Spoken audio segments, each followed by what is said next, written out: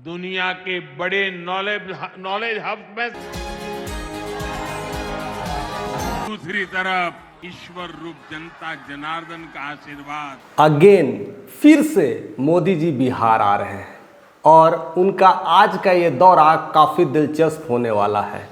हालांकि बिहार में पटना एयरपोर्ट को लेकर के एक बड़ी खबर आ रही है कि उनका उद्घाटन करेंगे और भी बहुत सारे प्रोजेक्ट को लेकर के वो उद्घाटन करेंगे।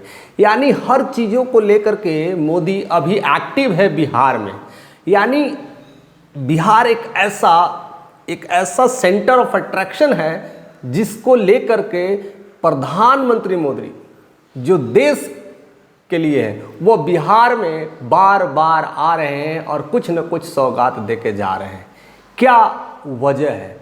ये तो नहीं है बिहार विधानसभा इलेक्शन, शायद हो सकता है बिहार विधानसभा ही एक ऐसी इलेक्शंस है जिसको लेकर के बीजेपी में अभी असमंजस बना हुआ है, क्योंकि यह जीत उनके आने वाले भविष्य की राजनीति को तय करेगा।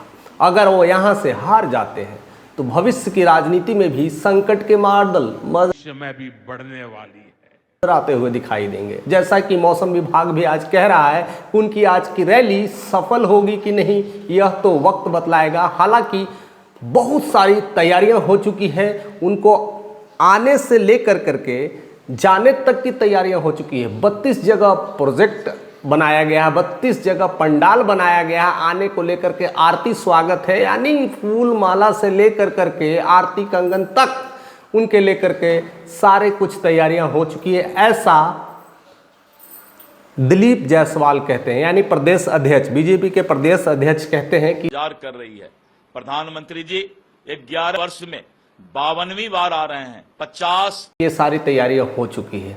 अब उसको लेकर के देखिए चिराग पासवान का तंज बिल्कुल अलग दिखाई दे रहा है, बिल्कुल अलग सोच दिखाई दे रहा है। वो कहते हैं कि मेरे प्रधानमंत्री जब जब बिहार में आते हैं तो एक एक करके हर उस वादे को पूरा करने का कार्य प्रधानमंत्री जी बहुत कुछ दे के जाते हैं, यानी बहुत कुछ खजाना खोल के जाते हैं।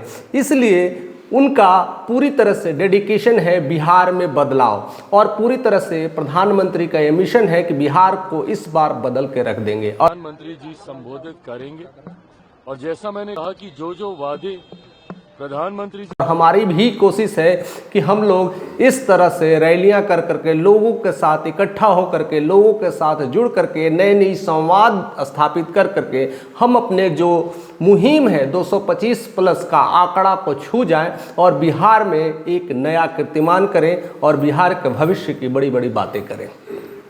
लेकिन एक मामला फंसता हुआ दिखाई पड़ रहा है। जिस तरह से प्रशांत किशोर ने मोदी पर जिस तरह से विवादास्पद बयान दिए और कहते हैं कि लोग तो ये जानना चाहते हैं कि प्रधानमंत्री बोले कि बिहार में पलायन कब रुकेगा। मोदी जी वही मोदी जी हैं जब वो गुजरात में जाते हैं तो वहां पर जी समिट की बात करते हैं, गुजरात वाइब्रेंट की बातें करते हैं, गुजरात की नेक्स्ट लेवल की बात करते हैं, गुजरात की तुलना पूरी दुनिया के साथ करते हैं। लेकिन वही मोदी जब बिहार आते हैं तो बिहार में कहते हैं कि हम रेल देंगे या तो तेल देंगे, तो ये बातें तो लोग 10-15 साल से सुनकर पक गए हैं। या तो फिर हवाई जहाज देंगे या तो रोड सड़कें बनवाएंगे। इसी में लोगों को उलझा के रखते हैं। और वो भी रेल सेवाएं कहां से कहां देंगे, बिहार से गुजरात देंगे कि बिहार में मजदूर को दिक्कत ना हो। यानी तुलना मजदूर से नौकरी मजदूरी करने के लिए आपको ट्रेन दे रहे हैं।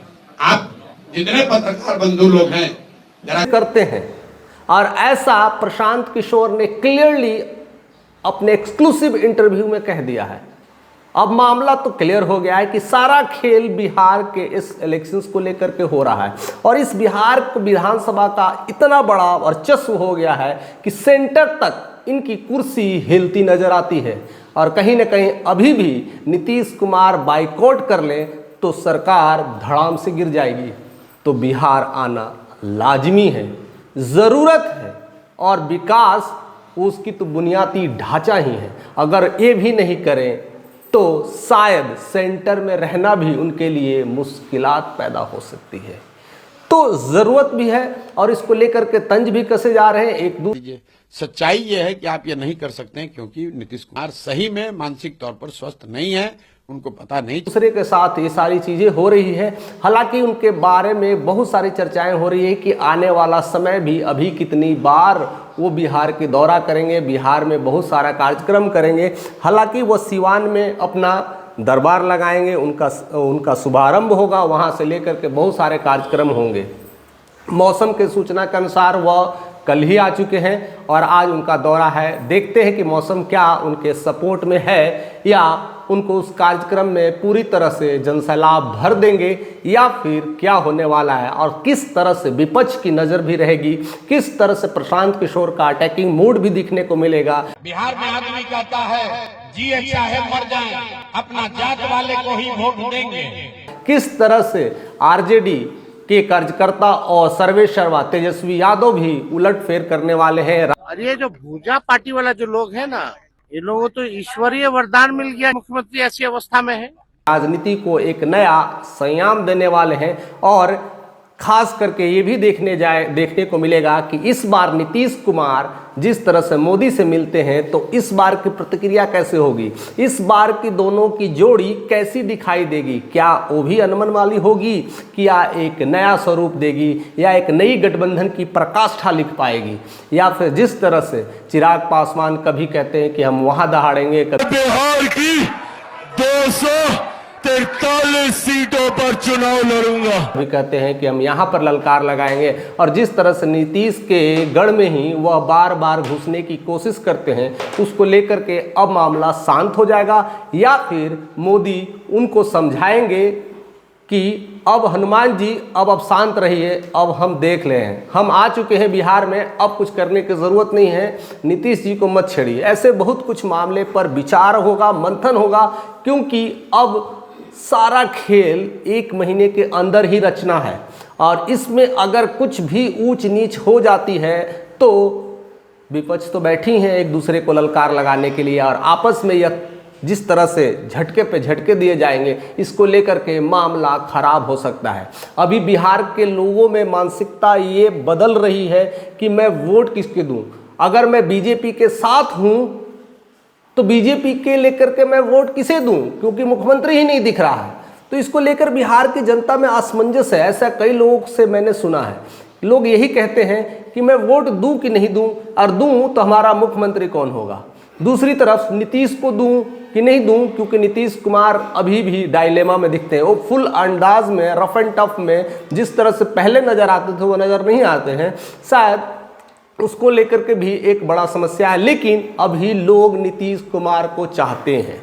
दूसरी तरफ तेजस्वी अपने रफ एंड टफ अंदाज में फुल रूप से अपने आप को सीएम घोषित कर चुके हैं। भाषण में सुनेंगे उस समय हमने डेडिकेटेड एक्सप्रेसवे, तो एक चेहरा अलग निराला दिख रहा है, वो एक अलग अपनी रणनीति खेल रहे हैं और वहां पर अपने लोगों को जोड़ने की कोशिश कर रहे हैं। और वही अंदाज में कहीं ना कहीं प्रशांत किशोर की भी अपनी रैली बन रही है, एक नया जनसैलाब बन रहा है, और जिस तरह से बिहार बदलाव को लेकर के उन्होंने कार्य किया है वह भी काफ़ी सराहनीय है, और इसको लेकर के बिहार की जनता भी बहुत सारे उनसे जुड़ रहे हैं। ऐसे में मोदी का बिहार दौरा कितना अहम होगा, क्या वो दौरे में बहुत सारे उद्घाटन तो करेंगे और भी नया शिलान्यास करेंगे और नई नई प्रोजेक्ट दे करके बिहार के लोगों को लुभाने की कोशिश कर सकते हैं, या फिर कुछ ऐसी प्रतिक्रिया होगी, जो ऐसा संवाद होगा जो एक दूसरे के खिलाफ होगा, या फिर वही पुरानी घिसी पिटी डायलॉग कि लालू राज ने किया क्या है, आतंकवाद से लेकर के बहुत सारे जंगल राज की बातें होंगी, या कुछ नया देखने को मिलेगा। वो सब कुछ उनके आज के स्पीच के बाद हम डिस्कस करने वाले हैं। आज के उनके इस समारोह के बाद सब कुछ इस मंच पर हम साझा करने वाले हैं। तो कहीं मत जाइएगा, कुर्सी की पेटी बांध लीजिएगा और चैनल को सब्सक्राइब कर दीजिएगा, क्योंकि हम नेक्स्ट वीडियो में बहुत जल्द आपसे मिलने वाले हैं।